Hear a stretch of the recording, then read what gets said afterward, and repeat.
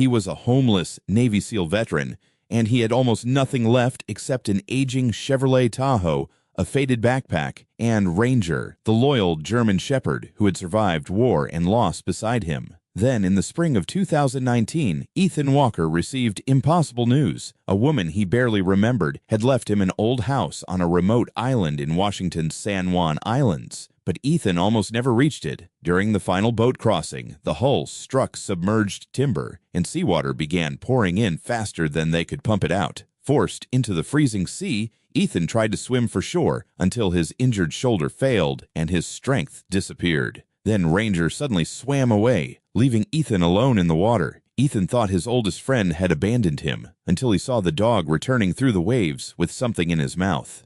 What waited beyond that shoreline would uncover a secret about Ethan's father and change what he believed about his entire life. Before we begin, if stories of faith, loyal dogs, and second chances touch your heart, please subscribe and tell us in the comments where you're watching from.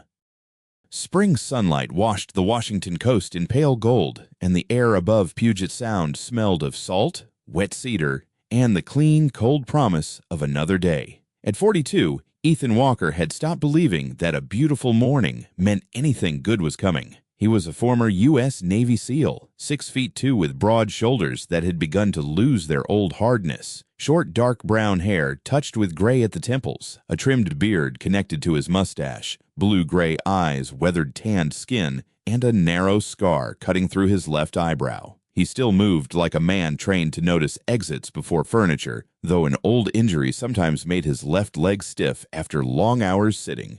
For 17 nights, Ethan had slept in a battered gray Chevrolet Tahoe outside Tacoma, with everything he owned packed behind the seats. 3 changes of clothes, a scratched military watch, a faded backpack, several photographs, and a small metal box containing 3 names he rarely allowed himself to read. Beside him was Ranger, a 9-year-old male German Shepherd with a black and tan sable coat, a dark saddle across his back, intelligent amber eyes, a silvering muzzle, and a small scar at the tip of his left ear. Ranger had once been a military working dog. Now his rear legs were slower on cold mornings, but he still woke before Ethan whenever footsteps approached the Tahoe. He had survived the same years Ethan had survived, which made him less like a pet and more like the last witness to a life Ethan sometimes wondered whether he had truly lived.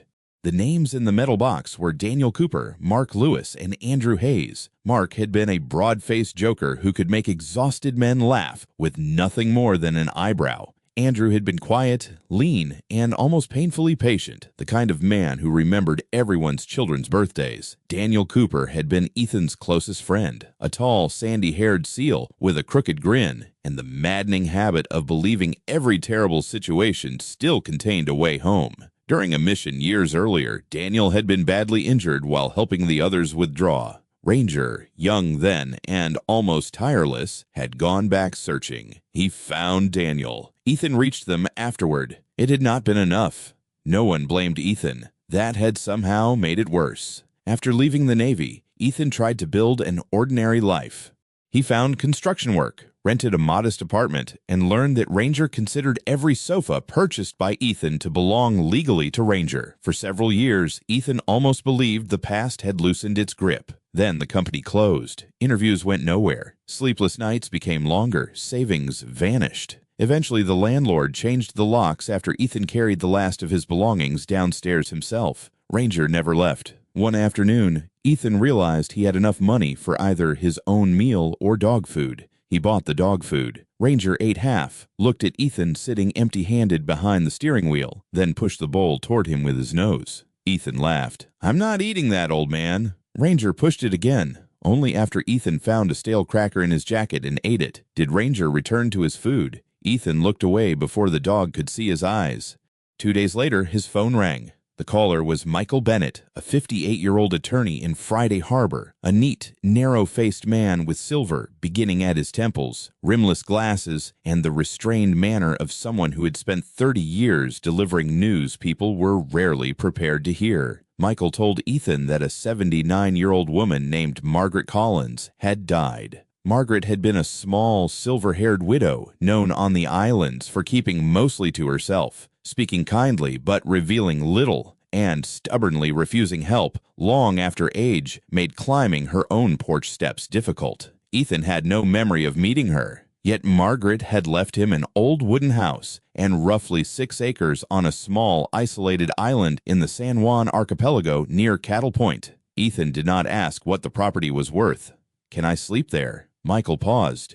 "It has a roof, a well, and walls. The electrical system needs inspection, but yes." That was enough. 2 days later, Ethan and Ranger reached Friday Harbor. Ethan left the Tahoe behind while Michael arranged the final trip with Tom Harris, a 63-year-old fisherman with a thick gray beard, sun-browned skin, powerful forearms, and deep lines around eyes that had spent 4 decades squinting across open water. Tom spoke little, treated strangers cautiously, and treated the sea with the respect of a man who had once lost his younger brother during a winter fishing accident. His old cabin boat smelled of diesel, rope, and salt. The weather remained bright. The sea was relatively calm. In the distance, the island appeared as a low green shape beneath a clear blue sky. Ethan stood near the stern while Ranger faced the wind. "Looks like we're finally getting an address," Ethan murmured. Ranger's ears flicked. Less than 30 minutes later, something struck beneath the hull. The impact sounded like a hammer driven into the bones of the boat. Tom instantly cut the throttle. "What was that?" Ethan asked. "Probably submerged timber." For several seconds, nothing happened. Then Ranger lowered his head. He sniffed the deck, whined.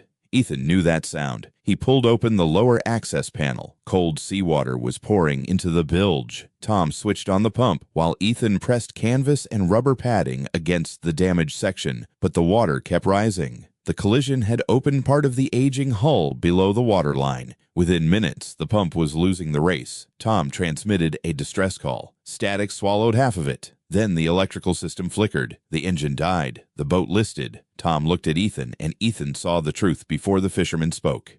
"We're going in." They put on flotation vests. Ethan tightened a canine life jacket around Ranger's chest. The three entered the cold Salish Sea. The first shock stole Ethan's breath. A cross-current separated Tom, though Ethan could still see the fisherman clinging to a large emergency float. Ethan turned toward the island with Ranger beside him. He knew how to swim. He knew how to ration strength. But weeks of poor food had hollowed him out, and his old shoulder injury began burning almost immediately. The water steadily robbed feeling from his fingers. Ranger stayed beside him, until he didn't. Without warning, the German Shepherd accelerated. "Ranger!" The dog kept swimming. "Ranger!" Nothing. The distance widened. For 9 years, Ranger had followed Ethan through noise, darkness, loss, homelessness, and every nightmare Ethan had failed to outrun. Now the dog was leaving him. Ethan stopped calling. "Go," he whispered. "At least you make it." He kept swimming alone. Soon his arms became heavy. He swallowed seawater. Once his face went under, then again. His fingers no longer closed properly. Daniel's face entered his mind. Then Mark. Andrew. For years, Ethan had wondered why they were gone while he remained. Now, for the first time, the answer mattered less than one terrible realization. He did not want to join them. Ethan tried another stroke. His arm barely moved. A wave rolled over his face. He surfaced coughing and heard something behind him. Splashing. Ethan turned. Far across the glittering water, Ranger was coming back. And there was something in his mouth. Something large. Something floating. Ethan stared through salt-stung eyes as the German Shepherd fought his way toward him. Only then did Ethan understand that Ranger had never been swimming for the shore.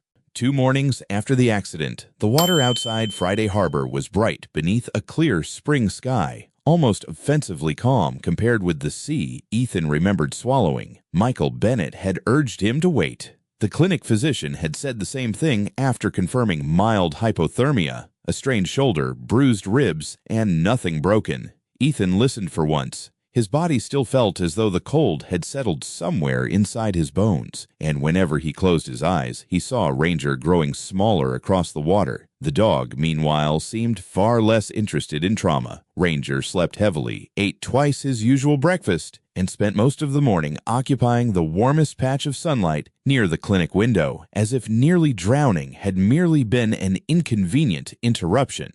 The man who finally offered to take them to the island was Walter Green, 72, a retired marine mechanic who had lived around Friday Harbor for most of his adult life. Walter was tall, despite a slight stoop, with a long, weathered face, deep creases beside pale blue eyes, thick silver hair combed straight back, and a short gray beard that made his jaw appear broader than it was. His hands were large, scarred, and permanently darkened around the nails from decades of engines and diesel fuel. He spoke slowly, disliked pointless questions, and had acquired a habit of checking every knot twice after losing a close friend in a boating accident many years earlier. Unlike Tom Harris, Walter did not treat silence as something that needed to be filled. Ethan appreciated that. Before departure, Walter inspected Ranger's flotation vest himself, then checked Ethan's. "You planning to argue?" Walter asked. "No." "Good. Saves time." The second crossing felt longer than the first, even though the water was gentle. Every vibration beneath Walter's boat made Ethan's muscles tighten. Once, a harmless slap of water against the hull caused his right hand to grab the rail before he knew he had moved. He hated that Walter noticed. The older man said nothing. Ranger lay against Ethan's boots with his chin resting across one of them. When the island finally appeared ahead, Ethan looked down at him. "Let's actually make it there this time." Ranger raised one ear. Walter glanced back. "Dog usually answer?" "More than most people." "That sounds exhausting." For the first time since the accident, Ethan smiled. The property lay above a rocky inlet on the quieter side of the island. Walter tied up at a narrow, weathered dock, and Ethan stepped ashore slowly, testing the ache in his shoulder before lifting his faded backpack.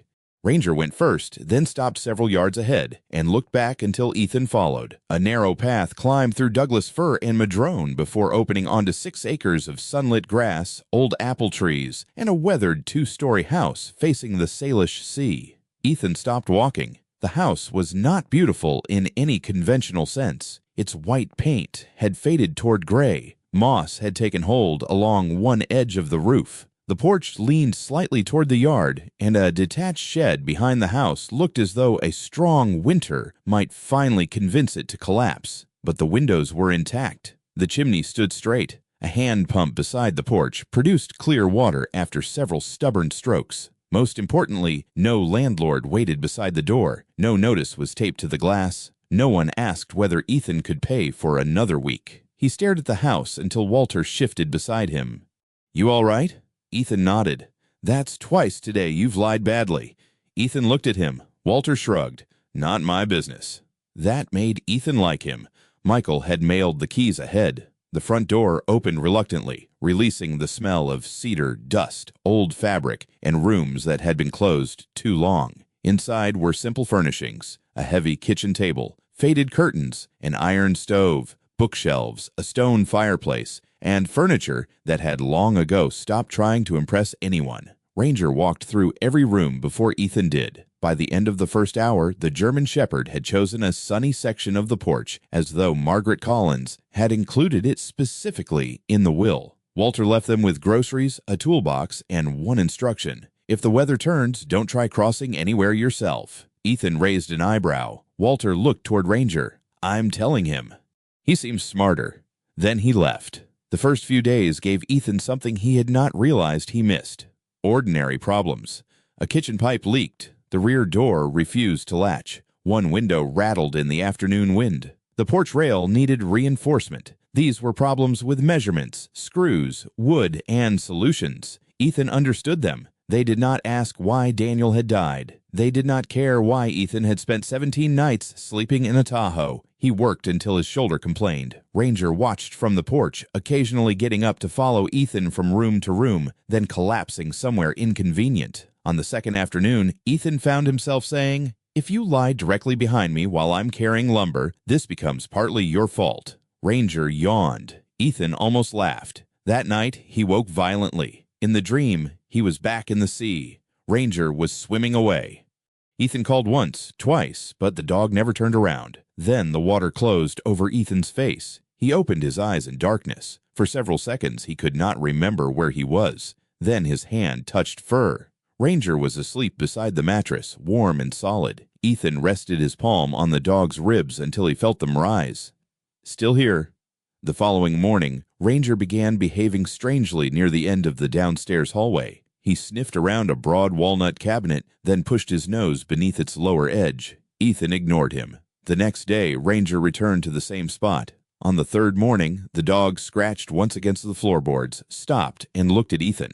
"What?" Ranger scratched again. Ethan sighed. "You saved my life one time, and suddenly you think you own the investigation department." Moving the cabinet took 15 minutes. Behind it was not a wall. It was a narrow wooden door painted so carefully to match the plaster that Ethan might never have noticed it. There was no proper handle, only a recessed brass latch. Beyond it, a steep staircase descended beneath the house. Ethan found a flashlight and went down with Ranger ahead of him. The basement smelled dry, surprisingly clean, and faintly of paper. Shelves covered 3 walls. On them sat dozens of labeled boxes.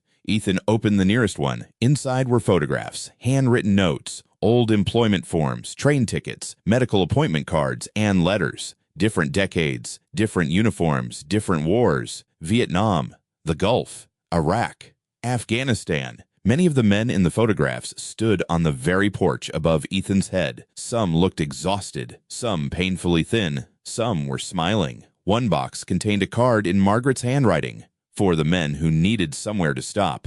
Ethan read it twice. Ranger had moved farther down the shelves. The dog stopped. His nose hovered over one smaller box. Ethan walked toward him, then froze. The name written across the lid was one he had not spoken aloud in years. Robert Walker, Ethan's father, the man Ethan had spent most of his life believing had simply chosen not to come home.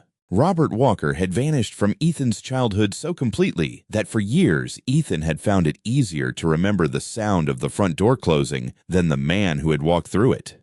He had been 7. His memories came in fragments. His mother crying quietly over the kitchen sink, voices rising behind a bedroom door, a canvas duffel beside the stairs, and Robert kneeling once to tie Ethan's shoelace with hands that trembled more than a grown man's hands should.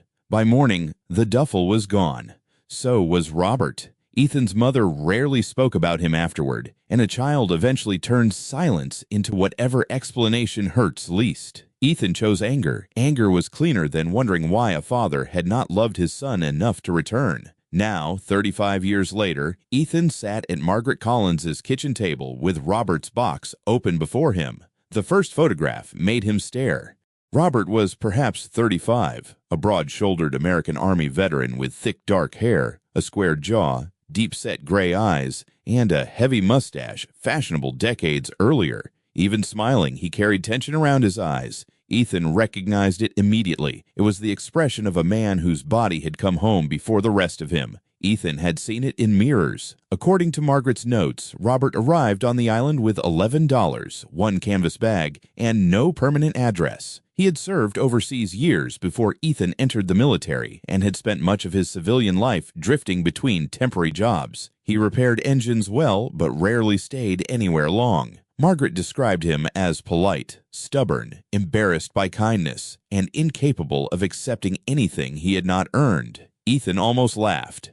"That sounds familiar." Ranger lay beneath the table, his silvering muzzle across Ethan's boot. The photographs continued. Robert replacing porch boards, Robert repairing the old hand pump, Robert standing on a ladder with a paintbrush between his teeth. In another picture, he sat around the same kitchen table with 4 other men, coffee mugs between them and a plate of bread in the center. None looked prosperous. 2 wore work clothes several sizes too large. 1 had a cane, yet all 5 were laughing. Ethan turned the photograph over. Margaret had written a date and 5 first names, nothing more. He searched the other boxes and gradually understood what the house had been. Margaret had never operated a formal veterans shelter. There had been no sign at the road, no advertisements, no fundraising dinners. Men simply arrived. Sometimes another veteran sent them.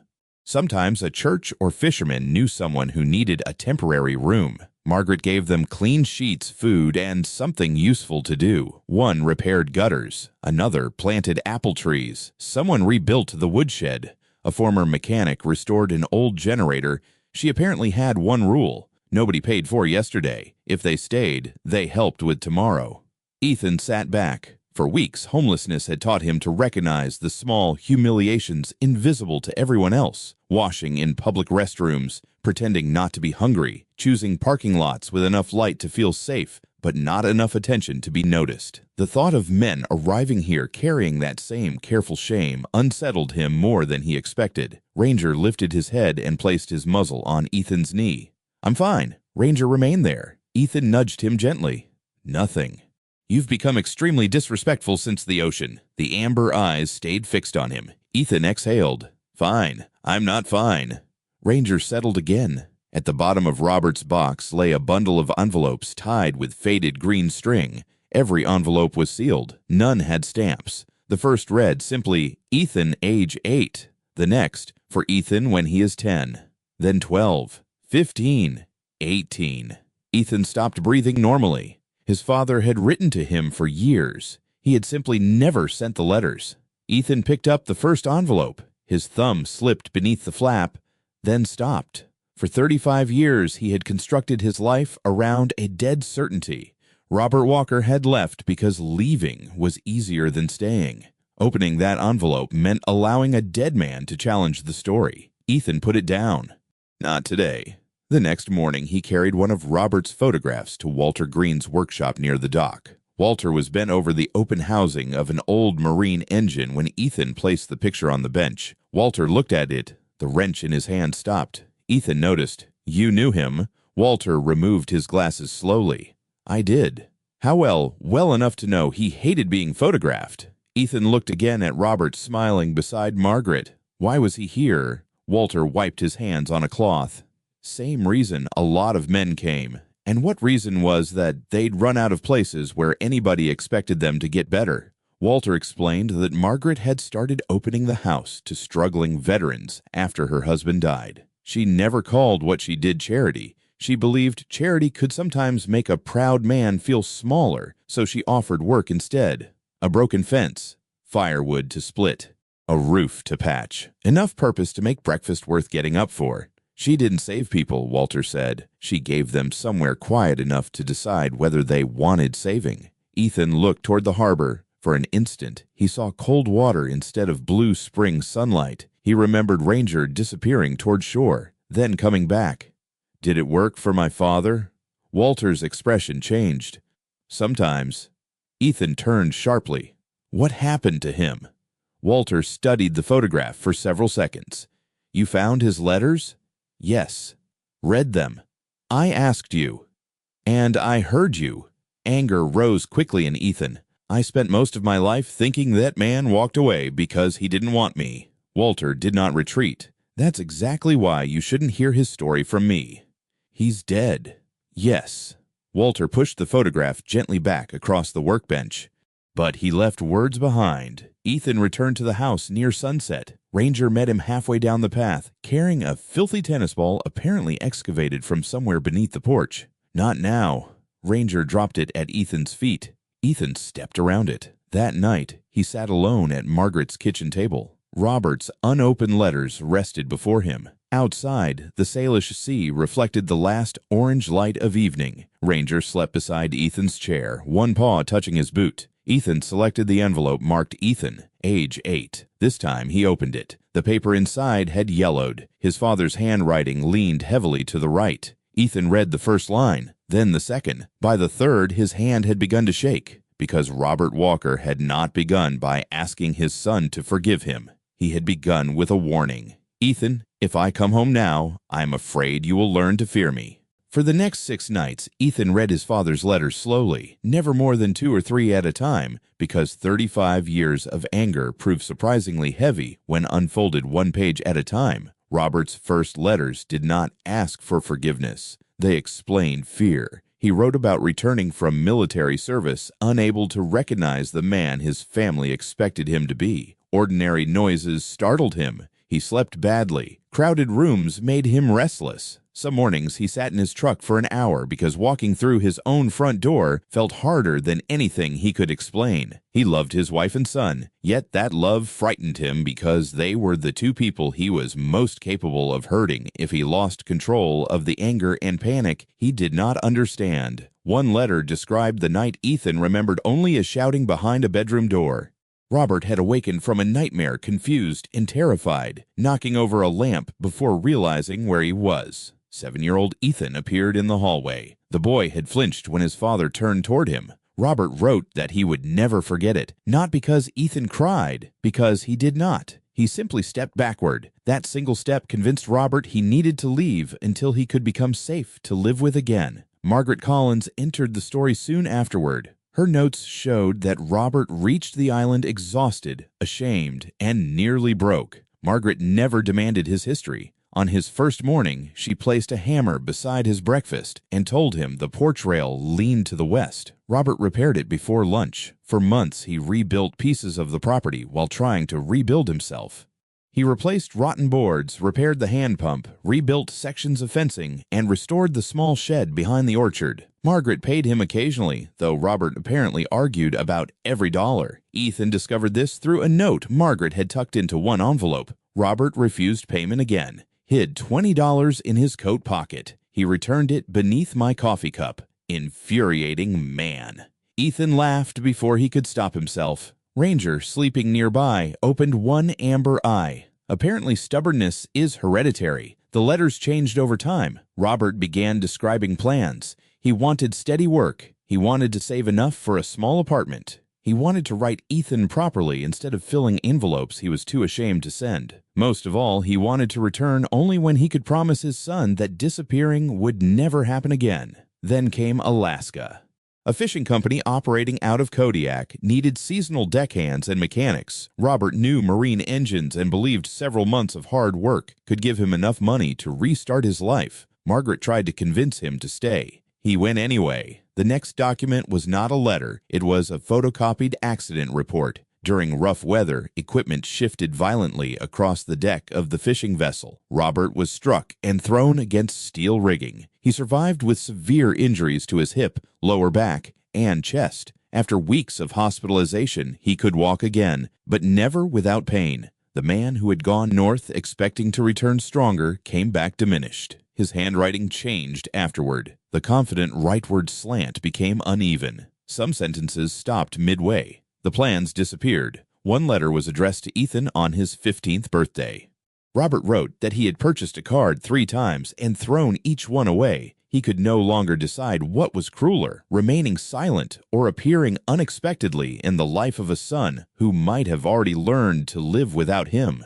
Ethan lowered the page. He wanted to be angry. Anger had protected him for decades. It had turned abandonment into something simple. Robert left. Ethan survived, but the letters refused simplicity. Robert had made terrible choices. He had waited too long. Shame had become an excuse for silence, and silence had wounded the child he claimed to be protecting. Understanding that did not erase what Ethan had lived through. It merely made hatred harder. Near midnight, Ethan opened one of the final letters. His father's handwriting was faint. The worst thing is not that Ethan may believe I am dead. It is that he may grow up believing I did not want to come home.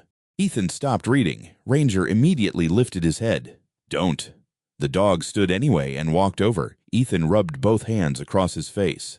I spent my whole life angry because he ran. Ranger rested his silver muzzle against Ethan's thigh. Then the thought arrived. Ethan had run too. Not from a son. From almost everything else. After Daniel died, Ethan stopped letting people become indispensable. Mark and Andrew only strengthened the lesson. Years later, he could work beside people, joke with them, even call them friends. But some guarded part of him always kept one hand on the door. Then civilian life began collapsing. He lost his job. Then the apartment. He told himself these things had happened to him. Some had, but he also stopped answering calls, refused invitations, rejected help before anyone could offer it twice. He had spent years making his world smaller until there was almost nothing left that could be taken from him. Nothing except Ranger. Ethan looked down at the German Shepherd. That was the plan, wasn't it? Ranger stared back. Don't love anything, and you can't lose anything.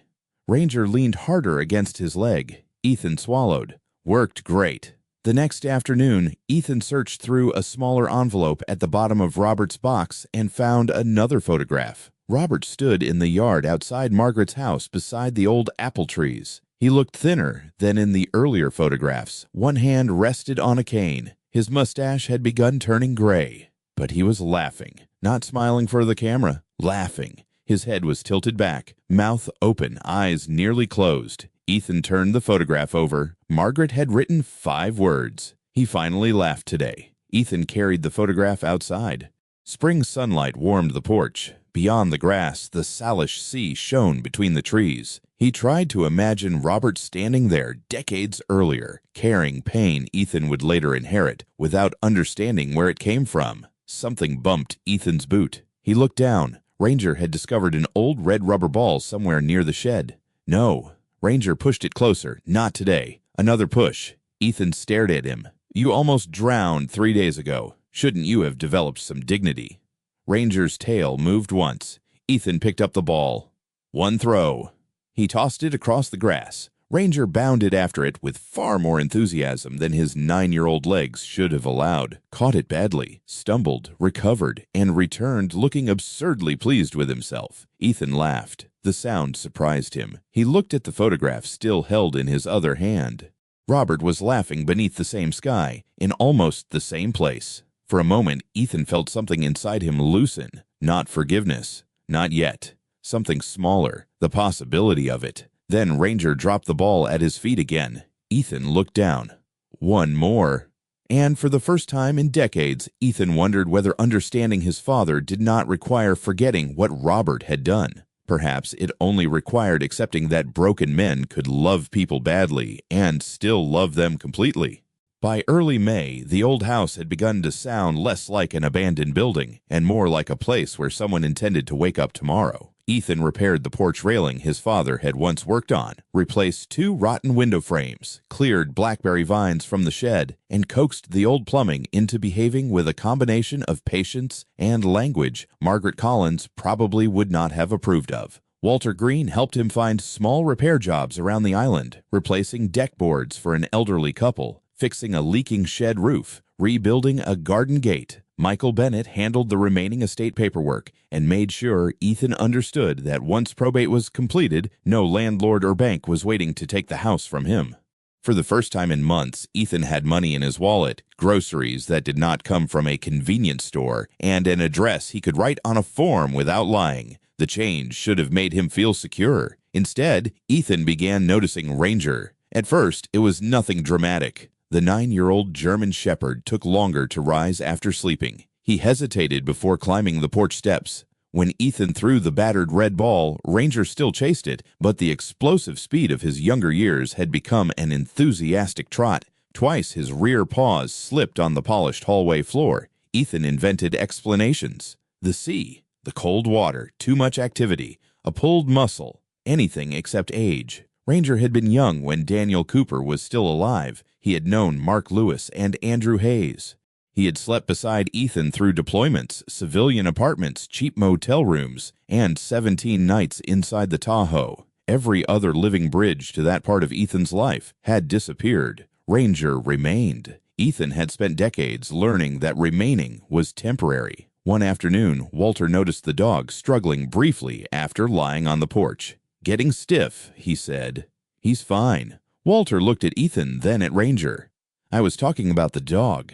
I know. Walter wisely changed the subject. Ethan began watching Ranger when he thought the dog was asleep. He counted breaths, checked how quickly Ranger stood when called, studied how much food remained in the bowl. Once Ranger slept so deeply that Ethan knelt beside him and touched his ribs simply to feel them move. Ranger opened one eye. Ethan withdrew his hand.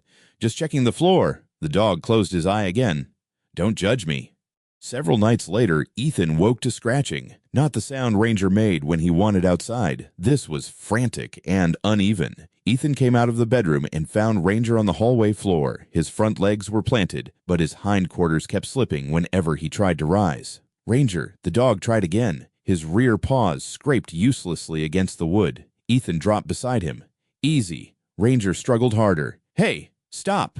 Ethan slid one arm beneath the dog's abdomen and lifted gently until Ranger found his footing. For several seconds, the German Shepherd stood trembling, his ears lowered. He would not look at Ethan. That expression broke something in him. Ranger had crossed dangerous places without hesitation. He had searched for wounded men under conditions that terrified humans. He had swum through freezing water to bring Ethan the only thing that kept him from sinking. Now the old dog seemed embarrassed because his legs had failed him on a hallway floor. Ethan lowered himself beside him. No, Ranger finally looked over. You don't get to be ashamed of this. Ethan sat against the wall, and Ranger slowly lowered himself beside him. Silence filled the hallway. Then Ethan remembered cold water and a black and tan head disappearing into the distance. He had thought Ranger was leaving. For several terrible minutes, Ethan had accepted that the last creature he trusted had finally chosen survival over him. Then Ranger came back. Ethan rested his palm against the dog's chest. You came back for me. Ranger's amber eyes remained on him. So, this part is mine. Ethan swallowed. I stay.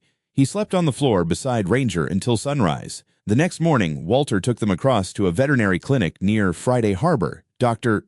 Laura Mitchell, 51, was a compact woman with warm brown skin, dark curly hair streaked with silver and tied loosely behind her neck, steady hazel eyes, and the calm voice of someone who had learned that frightened owners often needed reassurance almost as much as their animals. She had practiced veterinary medicine in the islands for more than 20 years. After losing her own elderly Labrador unexpectedly years earlier, she had developed a habit of explaining every examination slowly rather than allowing silence to frighten people into imagining the worst. She watched Ranger walk, examined his hips, flexed his rear legs, checked his spine. Ethan stood with his arms folded. Well, he finally asked. Laura looked at him. He's 9. Ethan's jaw tightened. I know how old he is. I'm not giving you bad news. That stopped him.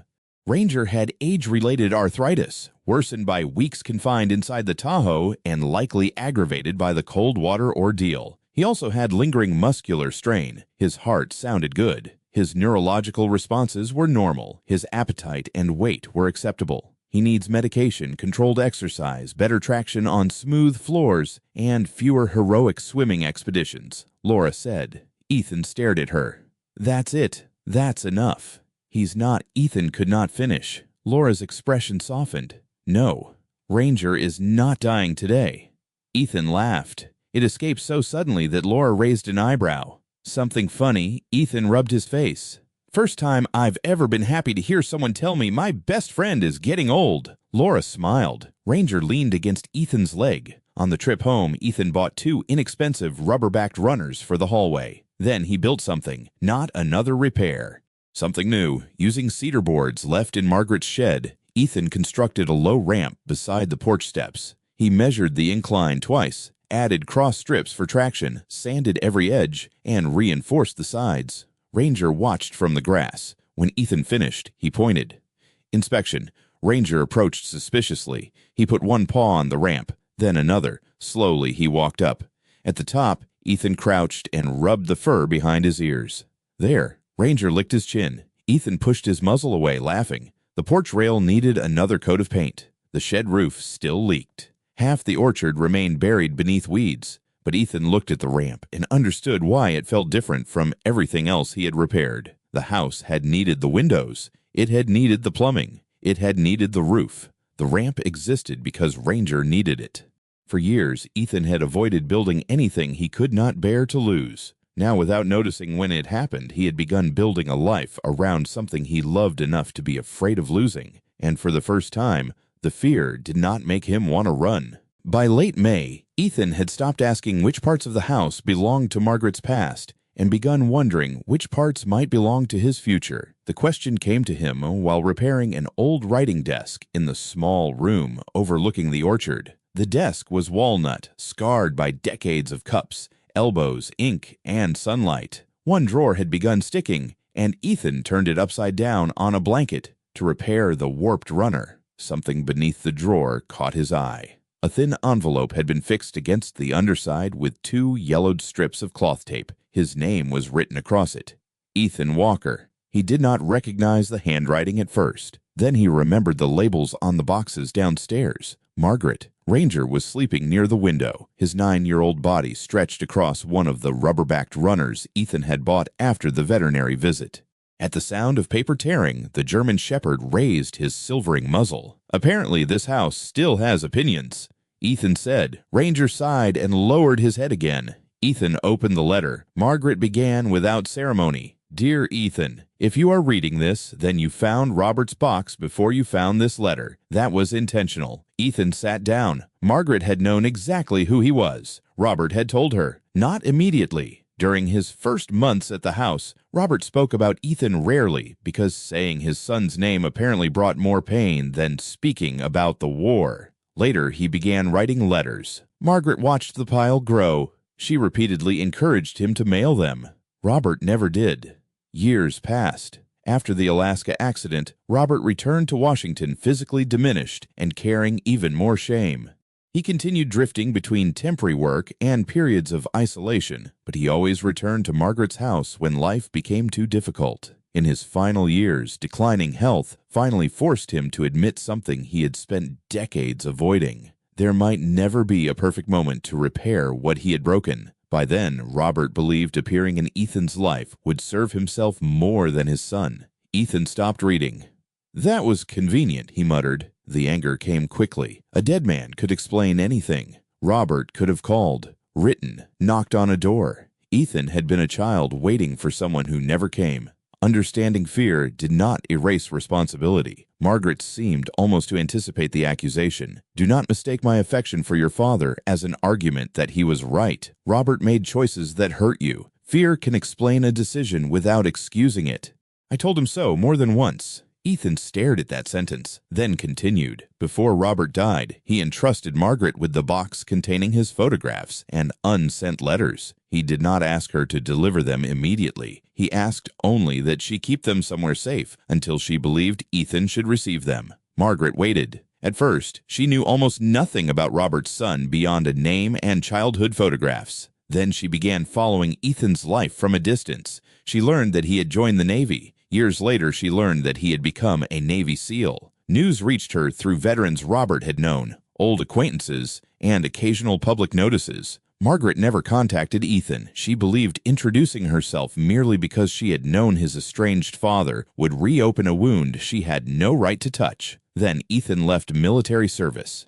The reports became less clear after that. He had worked construction, moved, changed jobs, become increasingly difficult to locate. Margaret wrote that this was when Robert's story began appearing again in her mind. Your father returned from war convinced that surviving had created a debt he could never repay. He confused punishment with loyalty to the dead. He believed that if he denied himself happiness, his survival would somehow become more honorable. Ethan lowered the letter. The room became very quiet. Daniel, Mark, Andrew. He had never phrased it that way, yet there it was. Punishment disguised as loyalty. How many dinners had Ethan refused because laughing felt wrong? How many people had he kept at arm's length because attachment created another possible funeral? How many times had he treated loneliness as though it were evidence that he remembered the dead properly? Ranger stood slowly and crossed the room. His rear legs were steadier now with medication and controlled exercise. He pressed his shoulder against Ethan's knee. Ethan rested a hand on his neck. I know.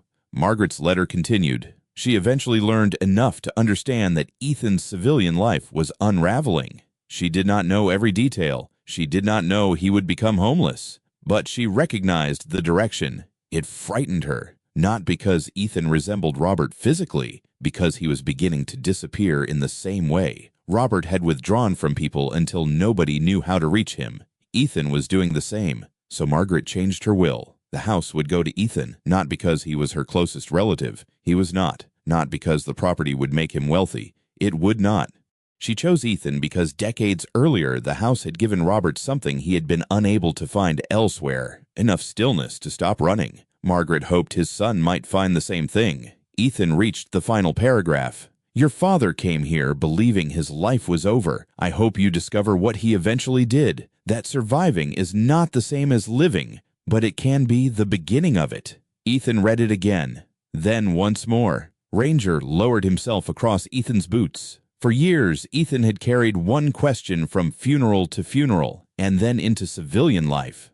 Why them? Why Daniel? Why Mark? Why Andrew? Why was Ethan still here? He had asked it as though survival required a defense. Now another question came. If he had survived, what was he going to do with the life that remained? Ethan stood and walked downstairs. He passed the repaired windows, the cedar ramp built for Ranger, the kitchen table where Robert had once eaten. Then he opened the hidden basement. The boxes no longer looked like records. They looked like footsteps. Men had arrived at the house damaged, exhausted, ashamed, unemployed, grieving, frightened, or simply lost. Some stayed weeks, some months. Then they moved on. Robert had been one of them. Now Ethan was too. His flashlight passed across old photographs, letters, repair receipts, and Margaret's handwritten notes. Then Ethan noticed something he had overlooked before. Several shelves were empty, not abandoned, waiting. He understood then. Margaret had not merely preserved the history of what this house had been. She had left room for what it could become. Ethan looked toward Ranger. The German Shepherd stood at the bottom of the stairs, ears forward. "You know what she did, don't you?" Ranger tilted his head. Ethan smiled. Margaret Collins had left him 6 acres, an aging house, a leaking shed, an orchard badly in need of pruning, and more repairs than one man could finish in a summer. But those were not the inheritance. The inheritance was the unfinished work. A door that had once remained open for Robert Walker, a quiet place where broken men were not required to explain themselves before being allowed to rest. Ethan folded Margaret's letter carefully and returned it to the envelope. For most of his adult life, he had wondered why he had been the one allowed to come home. Standing among the names of men who had once needed somewhere to stop, Ethan finally understood that perhaps coming home had never been the end of his responsibility. Perhaps it was where the responsibility began. 1 year later, spring returned to the San Juan Islands, carrying clear skies, clean salt air, and sunlight across a house that no longer looked as though it were waiting to be abandoned. Ethan Walker had changed it carefully. He did not turn Margaret Collins' property into a hotel, sell it to an investor, or polish her story into something profitable. Instead, he preserved the simplest thing she had once offered men like Robert: time. The house became a small, temporary refuge for veterans whose lives had come apart somewhere between service and civilian life. There were only a handful of beds. No grand sign stood at the road. No one arriving hungry was required to explain every mistake before being given dinner, and no exhausted man had to prove himself worthy of clean sheets before sleeping. Ethan understood too well how humiliating needing help could feel, so he borrowed Margaret's old rule. Nobody paid for yesterday. If they stayed long enough, they helped with tomorrow. Walter Green repaired the worst section of roof and insisted on complaining about Ethan's carpentry while quietly donating half the materials. Michael Bennett helped Ethan navigate insurance, property requirements, and the paperwork necessary to operate the house responsibly. Islanders brought blankets, canned food, work gloves, old furniture, and tools. Ethan accepted each contribution reluctantly at first, until Walter finally told him, "You're remarkably bad at running a place based on accepting help." Ethan had no answer to that. Ranger became the house's least official and most effective member. At 10, the German Shepherd's muzzle had turned noticeably silver. Arthritis shortened his stride, and he used the cedar ramp Ethan had built rather than the porch steps. But his amber eyes remained alert, and every afternoon he occupied a patch of sunlight overlooking the Salish Sea, as though supervising both the property and the Pacific Northwest. One bright afternoon, a man appeared at the gate and stopped. His name was Jason Miller, 36, a former U.S. Army medic. He was tall and painfully thin, with close-cropped sandy hair, a narrow face covered by several days of blonde stubble, pale skin reddened by sun, and tired green eyes that rarely settled on another person for long. A faded canvas duffel hung from one shoulder. Jason had spent months moving between temporary jobs and friends' couches after a divorce and a series of failures he described simply as things I should have handled better. Years of treating wounded soldiers had left him excellent at recognizing pain in other people and remarkably skilled at hiding his own. Ethan watched from the porch. Jason remained outside the gate. "You Ethan?" he finally called. "Depends who's asking." Jason almost smiled, then his expression closed again. "I was told there might be a bed." "There is." Jason looked toward the house, but made no move. Ethan recognized the hesitation. Crossing that gate meant admitting something. Not defeat. Need. Sometimes need was harder. Ethan did not approach. "The coffee's terrible," he said, "but it's hot." Jason nodded. Still nothing. Then Ranger lifted his head. The old dog slowly pushed himself upright, walked down the ramp, crossed the grass, and stopped beside Jason. Jason looked down. Ranger sat. That was all. No command, no bark, no heroic rescue, just an old dog beside a tired man. After nearly a minute, Jason crouched and touched the silver fur around Ranger's neck. "Hey, buddy." Ranger leaned gently into his hand. Something changed in Jason's face.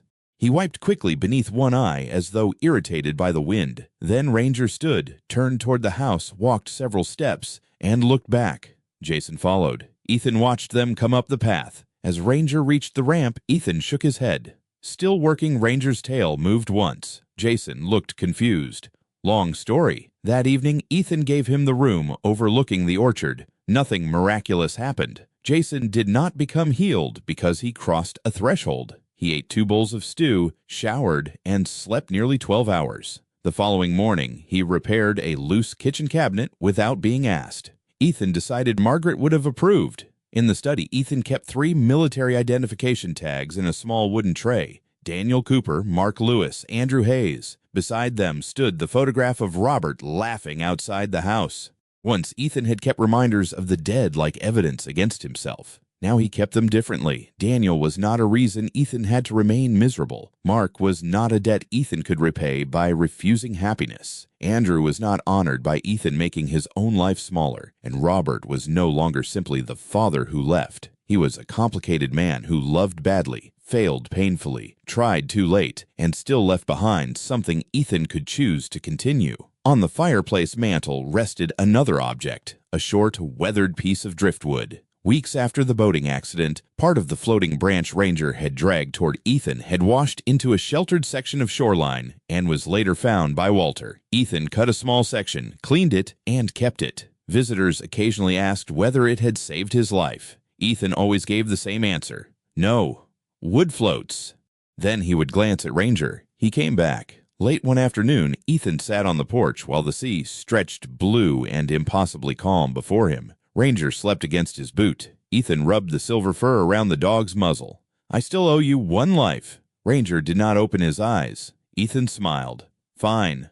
Probably more than 1. Behind them came the sounds of the house. Someone was making coffee. Jason was arguing cheerfully with a stubborn window sash. Walter was somewhere near the shed, criticizing a repair nobody had asked him to inspect. Someone laughed from the kitchen. The house was alive. Ethan looked toward the doorway. Robert had once crossed it when he had nowhere left to go. Other men had followed. Then Ethan. For years, he had thought homelessness meant lacking walls, an address, or a key. Sleeping in the Tahoe had taught him that version, but Margaret's house had taught him another. A person could have a roof and still be homeless in a deeper way. He could remain alive while feeling there was nowhere in the world his existence belonged. Margaret had given Robert somewhere to stop. Ranger had helped Ethan survive long enough to reach the same place. Now, Ethan could keep the door open for whoever came next. He could not recover Daniel, Mark, or Andrew. He could not reclaim the childhood Robert had missed. He could not return to the man he had been before. War and loss changed him, but perhaps a second chance had never meant going backward. Perhaps it meant discovering that the ruins were not required to become what they had been before. They could become the foundation of something else. Ethan looked down at Ranger, sleeping peacefully in the sunlight. 1 year earlier, they had possessed almost nothing except each other. Now there were voices behind them, work waiting tomorrow, and a door someone else might desperately need to find. Ethan rested his hand on Ranger's back. Neither of them needed to run anymore. At last, they were home. Sometimes God doesn't remove the storm. Sometimes he sends someone to help us survive it. For Ethan, that someone was Ranger, a faithful friend who turned back when Ethan had almost given up. Life may never return what we have lost, but as long as we are still here, there is still a chance to love, forgive, and begin again. Perhaps some miracles are simply God reminding us that we were never meant to walk alone. If this story touched your heart, share it with someone who needs hope. Tell us in the comments who has been your Ranger in life. And subscribe for more stories of faith, loyalty, and second chances. May God bless you, your family, and every faithful companion walking beside you